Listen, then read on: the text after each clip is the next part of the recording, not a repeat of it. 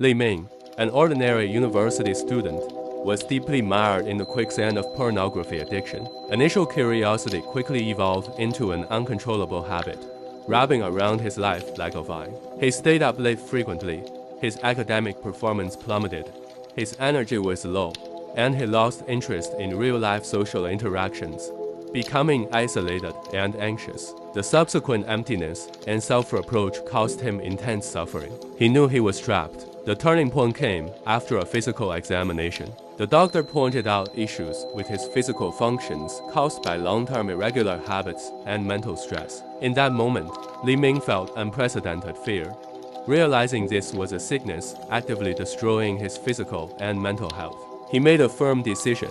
He must quit the addiction. His path to recovery was far from easy. Li Ming first took direct action, cutting off the source of information. He uninstalled all triggering apps and installed strict filtering software on his devices. To fight the impulses, he created a recovery toolkit. He wrote his declarations of recovery, posting them above his desk. He forced himself to leave his dorm and study in the library. Li Ming quickly discovered that mere prohibition was insufficient.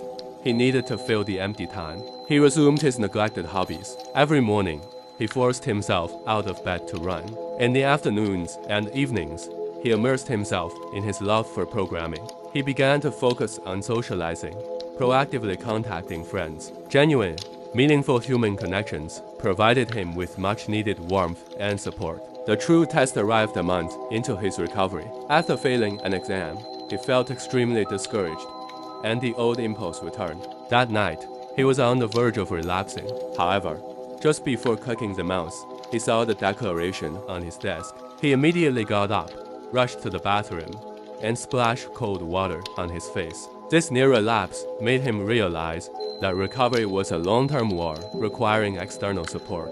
He found the courage to share his experience anonymously in an online recovery community. The members offered understanding, encouragement, and practical advice. This feeling of "I am not fighting this battle alone" provided powerful psychological support. As time passed, Li Ming's life changed completely. He successfully quit the addiction and regained control over his life. His eyes were clear and bright.